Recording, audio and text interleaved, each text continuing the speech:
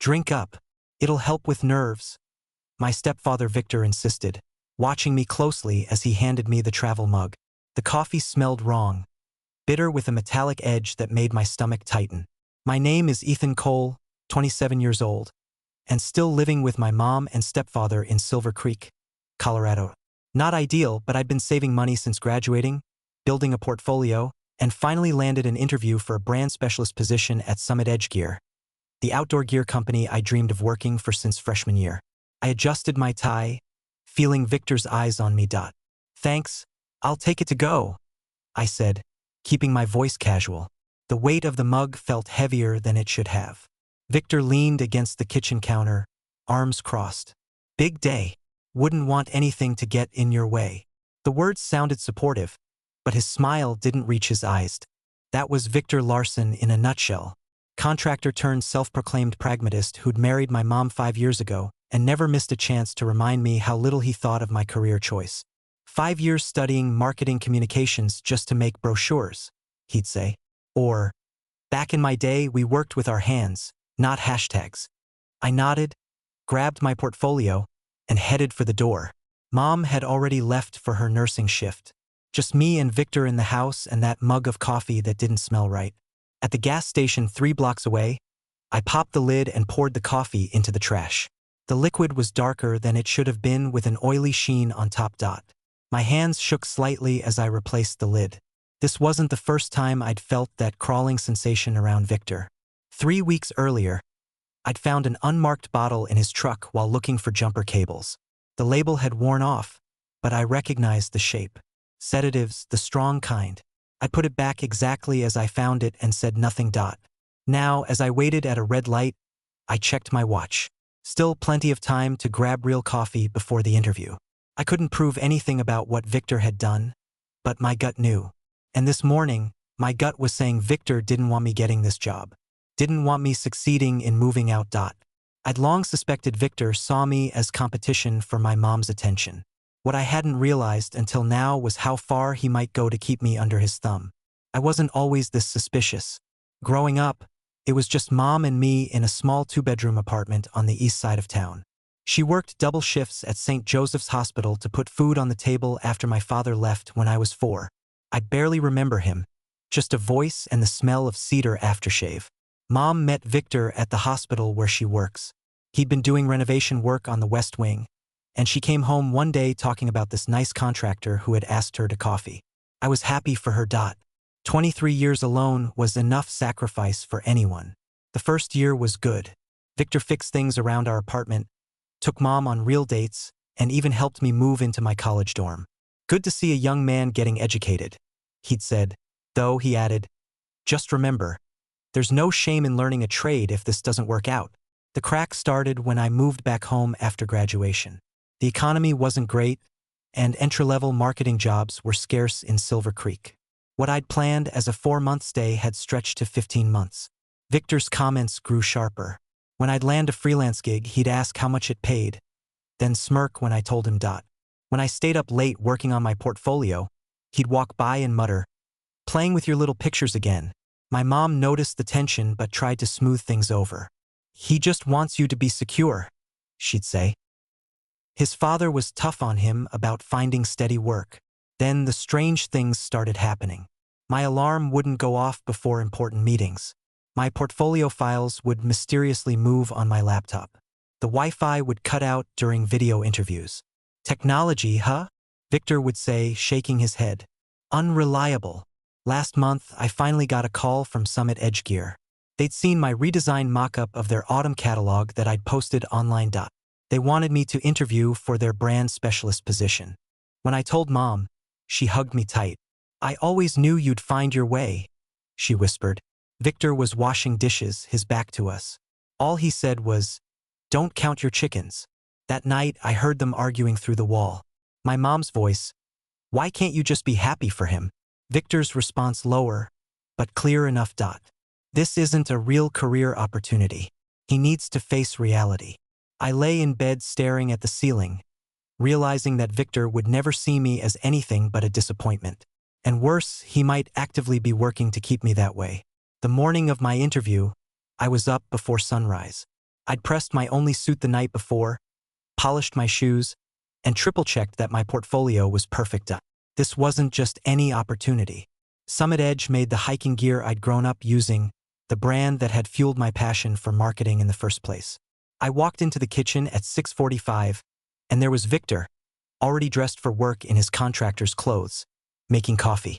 "Big day," he said, not looking up from the counter. "Figured you could use some fuel." Something in his tone made the hair on my neck stand up. Victor never made coffee for me. Never. "That's thoughtful," I said, watching as he poured the dark liquid into my travel mug, the one I'd bought myself with my first freelance check. "Special blend," he added, turning to hand it to me. "Should help with the nerves." Our eyes met as I took the mug, and I saw something I'd never caught before. A flicker of satisfaction, maybe even triumph. His eyes dropped to the mug, then back to my face, waiting. I brought the mug close, pretending to blow on it. The smell hit me, bitter, chemical, with that same metallic edge I'd detected on his breath some mornings when he'd overslept, like the unmarked pills I'd found in his truck. My mind flashed to all the accidents over the past year, the missed alarms, the lost files, the sudden stomach bug I developed before a promising phone interview. In that moment, everything crystallized. This wasn't just passive disapproval. Victor was actively sabotaging me. I smiled and said, "Thanks, I'll take it to go." As I walked to my car, mug in hand, a strange calm settled over me. No anger, no panic, just clarity. I drove to the gas station 3 blocks away and dumped the coffee into the trash, watching the oily liquid soak into the crumpled napkins and fast food wrappers. 35 minutes later, I sat in the Sabotaged lobby sipping a plain black coffee I'd bought from the cafe across the street. My portfolio was open on my lap, but I wasn't reviewing it. Instead, I was mentally cataloging every incident over the past year, seeing them now as connected dots rather than random bad luck. When the interviewer called my name, I stood up feeling more determined than I had in months. This wasn't just about a job anymore. This was about proving something to myself, to Victor, to the universe. The interview itself passed in a focus blur. I spoke clearly about my ideas for their winter campaign, showed them mock-ups I'd created, and answered their questions with a confidence that surprised even me. "Where do you see yourself in 6 years, Ethan?" the marketing director asked toward the end. "Building something lasting," I said. "Creating campaigns that connect people to products that matter in their lives." As I drove home 4 hours later with a job offer and a start date, I thought about the coffee again, about Victor watching me, waiting for me to drink it. I wasn't angry. I was resolved. This game between us was over, and only one of us knew it. I walked through the front door that evening, still riding the high of getting the job offer. Starting salary was respectable, benefits after 100 days, and most importantly, a chance to prove myself at a company I admired. I was already mentally packing my bags, calculating how quickly I could afford my own place. The sound of retching stopped me cold. Victor was slumped on the living room couch, a plastic bucket between his knees. His face was pale, sweat beading on his forehead. The empty coffee mug, my mug, sat on the end table beside him. He looked up, eyes narrowing when he saw me. "You're back," he mumbled, wiping his mouth with the back of his hand. "Got the job," I said, keeping my voice neutral. "Start Tuesday." Something flashed across his face. Surprise.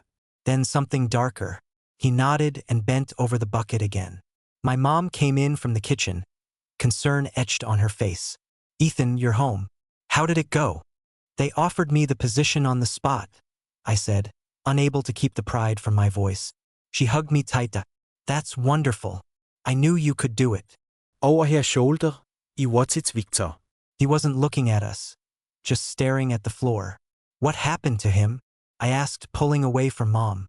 "Food poisoning, maybe?" she said, lowering her voice. "He's been sick all day. Won't say much about it." "All day?" I repeated. "Since when?" "Since morning, right after you left. He said he felt fine. Then suddenly he was running for the bathroom. Been that way for hours." I nodded slowly, the pieces clicking into place. Victor must have helped himself to the special pot of coffee after I'd gone. The coffee he'd prepared for me. That night, after Mom had gone to bed, and Victor had finally stopped throwing up long enough to sleep. I sat at my desk and opened the small drawer where I kept the unmarked bottle I'd found in his truck weeks earlier. I'd taken it when I found it, replacing it with an identical empty one. Insurance, though I hadn't known what for at the time. The label had worn off, but the small white pills inside matched the powdery residue I'd seen at the bottom of the mug. Crushed sedatives mixed with something else. Strong enough to make someone miss an important interview. Maybe strong enough to make them seem impaired, intoxicated even. The next morning, Victor avoided eye contact at breakfast. He looked better, but still moved gingerly, like his stomach was tender. Feeling better? I asked, pouring myself a bowl of cereal. Fine, he grunted, not looking up from his phone. Good, I said. I've got some apartment listings to check out today. Need to find my own place before I start the new job. His head snapped up. Already? You just got the offer yesterday. No sense wasting time, I said. I've saved enough for the deposit and first month's rent. Should be out of your hair by next weekend. Your mother will miss having you around, he said, his voice carefully controlled. I'll only be across town, I replied. We can do Sunday dinners. Victor's jaw tightened. You know, entry-level jobs are risky. Companies hire young people, work them to death, then let them go before benefits kick in. Might be smarter to stay here, save up more of a cushion. And there it was, the trap. He'd spent months undermining me, even tried to drug me, and now he wanted me to stay under his roof where he could control me. Thanks for the concern, I said, but I think it's time. That afternoon, I found an affordable studio apartment 15 minutes from Summit Edge's offices. The landlord liked that I had a job lined up and approved my application on the spot. I signed the lease right there, putting down the deposit I'd been saving for nearly a year and a half. When I got home, Victor was in the garage working on his truck. I walked in, set a folded note inside his open toolbox, and left without a word. The note read, "Whatever you were hoping to ruin didn't work." 3 days later, I was packing boxes in my room when Mom knocked on the door frame. Her face was drawn, eyes red-rimmed. Can we talk? She asked, sitting on the edge of my bed. I nodded, setting down the books I'd been stacking. Victor told me something this morning, she began, her voice unnaturally steady. He said you've been hostile toward him, that you left a threatening note in his toolbox. He sat beside her. Did he tell you what was in his coffee the day of my interview? Her brow furrowed. What do you mean? The coffee he made specifically for me that morning, the one he got sick from after drinking it himself. Mom's hands twisted in her lap. He said it was food poisoning from the diner. He didn't go to any diner that morning, Mom. He was here making special coffee for me. I crossed to my desk and took out the unmarked pill bottle, setting it in her palm. I found this in his truck weeks ago. The same stuff was crushed into that coffee. She stared at the bottle, then at me. That's a serious accusation, Ethan. Which is why I've kept quiet. I can't prove it was intentional. Then why? Because it's not the first time, I interrupted. My alarm clock being reset before interviews, files disappearing from my laptop, the Wi-Fi mysteriously failing during video calls with potential employers. Mom's face paled. He wouldn't. But her voice lacked conviction. I thought it was just disapproval at first, I continued. That he didn't respect my career choice, but it's more than that. Mom stood abruptly, pacing the small room. This doesn't make sense. Victor has always wanted what's best for us. For you, maybe, I said quietly. But I'm competition. I always have been. She stopped, staring at me. Competition for what? For your attention, your respect, your money even. My money? She echoed. I hadn't wanted to have this conversation, but now that we'd started, I couldn't stop. Have you checked your savings account lately? Or your retirement fund? Her face told me everything. I'd suspected for months that Victor was siphoning money, little by little. The new tools he didn't need, the fishing trips with buddies, the cash he always seemed to have despite working fewer hours. When was the last time you actually saw a bank statement, Mom? She sank back onto the bed. Victor handles the bills. Says it stresses me out too much. Her voice was barely audible. How did you know? I saw a notice from the bank in the mail last month. Your account was overdrawn, but I know how careful you are with money. It didn't make sense. Silence stretched between us. Finally, Mom looked up, her eyes clearer now, determined. Show me everything, she said. Over the next hour, I laid it all out. The patterns of sabotage, the missing money, the way Victor isolated her from her friends, always with reasonable-sounding excuses. How he'd been steering me toward dead-end opportunities while actively undermining the promising ones. I thought he was protective, she whispered. I thought he cared about us. He cares about control, I replied. And he's been losing it little by little ever since I moved back home. Mom stood up again, shoulders straightening. I need to make some calls. To the bank, to a lawyer maybe. I nodded, relief washing through me. I'd been prepared to leave her behind to escape Victor's manipulation, knowing she remained in its grip. Now, at least her eyes were open. What about your apartment? She asked. When do you move in? Saturday, I said. But I don't have to. Yes, you do, she cut in, her voice stronger than I'd heard it in years. You need to start your life, Ethan. I'll handle mine. As she left my room, I realized something had fundamentally shifted between us. For years, I'd been the one who needed protection. Now we were standing on equal ground, allies against a common threat. The next few days passed in a strange, tense silence. Victor seemed to sense something had changed, but couldn't pinpoint what. He watched Mom and me carefully, his usual commentary replaced with wary observation. I continued packing, making arrangements for the move. Mom spent hours on the phone in hushed conversations, often going into the backyard where Victor couldn't overhear. Twice she drove to the bank alone, coming back with a determined set to her jaw. On Thursday night, 2 days before my move, Mom found me in the kitchen making a sandwich. I've opened a new account, she whispered, glancing toward the living room where Victor was watching television. Transferred what was left of my savings. It wasn't much. How much is missing? I asked. Almost $22,000 over the past 4 years, she said, her voice tight. Small withdrawals just under the notification threshold. He forged my signature on some of the forms. I felt sick. That was her retirement money, her security. The bank is investigating, she continued. I've frozen all the accounts he had access to. What about the house payment? The utilities? Taken care of, she said. From my new account. I nodded, impressed by her swift action. What's your plan? I'm meeting with a lawyer on Monday, she said.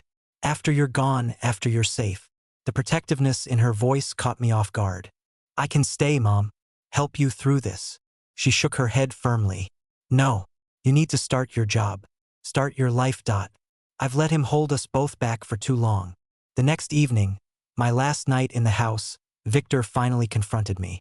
I was loading boxes into my car when he stepped into the garage, beer in hand. So, you're really doing this? He said, leaning against the door frame, running off to play with the outdoor crowd. I closed the trunk. It's a good opportunity. Your mother's upset, you know? Thinks you're abandoning her. The manipulation was so transparent now that I could spot it a mile away. Actually, she's proud of me. Said so herself. Victor's eyes narrowed. You've been different this week. Both of you. Whispering. Making calls. I shrugged. Just busy with the move. He took a step closer. I saw the note you left in my toolbox. Think you're clever, don't you? Just observant, I replied, meeting his gaze. You know, jobs fall through all the time, he said, his voice dropping. Especially for people who aren't reliable, who miss days, who show up impaired. The threat hung in the air between us. I felt a flicker of the old fear, but pushed it away. That would be unfortunate, I agreed. Almost as unfortunate as a bank investigation into forged withdrawal slips. I watched the color drain from his face. Or a doctor questioning what kind of stomach bug matches the symptoms of pharmaceutical sedatives mixed with alcohol. Victor's expression hardened. You don't know what you're talking about. Maybe not, I said. But Mom's lawyer might. I walked past him into the house, heart pounding, but step steady. I said too much, shown my hand, but it felt right. Victor needed to know that his actions had consequences, that people were watching now. That night, I heard them arguing in their bedroom, voices rising and falling. I didn't try to listen. Whatever happened next between them was their battle, not mine. In the morning, I finished loading my car early. Mom came out to the driveway to hug me goodbye, pressing a small envelope into my hand. "A housewarming gift," she said. "Don't open it until you get there." Victor watched from the window but didn't come out. Just stayed in his chair, eyes hard, pretending nothing had happened. As I drove away, I felt lighter than I had in years. Not because I was leaving home, but because for the first time in a long time, it felt like Mom and I were both heading towards something better rather than just surviving where we were. 3 weeks into my new job at Sabotaged, I was settling into a routine. My studio apartment was small but mine. The marketing team appreciated my ideas.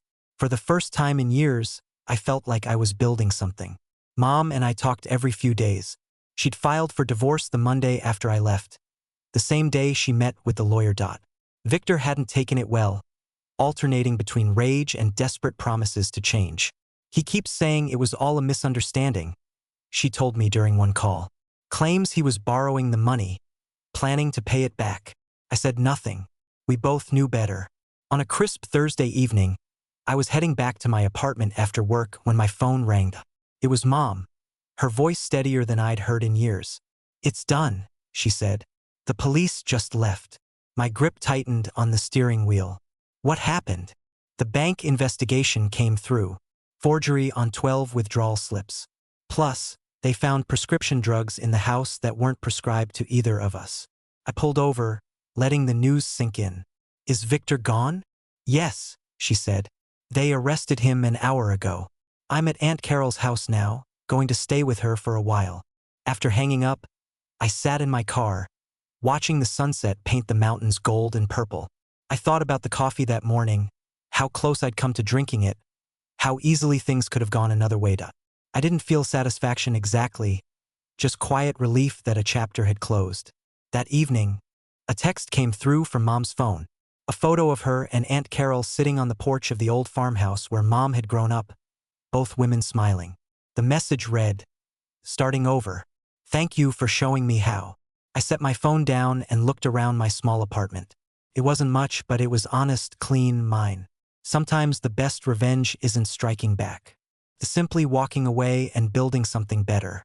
6 months later, I stood in the conference room at Sabotaged presenting my campaign for their winter collection. The executives nodded as I walked them through the concept. Authentic stories from real customers, highlighting moments where the gear had made a difference in their outdoor experiences. "This connects with our core values perfectly," the marketing director said when I finished. "We'd like you to lead the project." As I packed up my materials, my phone buzzed. A message from Mom with a photo attached. She was standing in front of a small brick building holding up a set of keys. "Signed the lease today. Coffee shop opens next month." After the divorce settlement and the recovery of most of her savings, she decided to pursue the dream she'd put on hold for 25 years, opening a small cafe. She'd moved to Boulder, close enough to visit, but far enough to start fresh. I texted back congratulations, smiling at how much had changed. Victor had taken a plea deal, probation and restitution payments for the financial crimes. Last I heard, he'd moved to Utah, working construction jobs and keeping his head down. That evening, I hiked up to the ridge overlooking Silver Creek. The air was sharp with the scent of pine and coming snow. I found a flat rock and sat down, taking in the valley spread out below, lights beginning to twinkle as dusk settled. I thought about the bitter coffee, the silent battles, the quiet determination it had taken to break free. Not just from Victor, but from doubt, from the belief that I should settle for less than I deserved. Sometimes victory doesn't roar. Sometimes it whispers in the small moments. A mother reclaiming her life, a son finding his path, a weight lifted from both their shoulders. I took out the old travel mug, the one from that morning, which I'd kept as a reminder. Turning it over in my hands one last time, I left it on the ridge among the stones and walked back down the mountain, lighter with each step.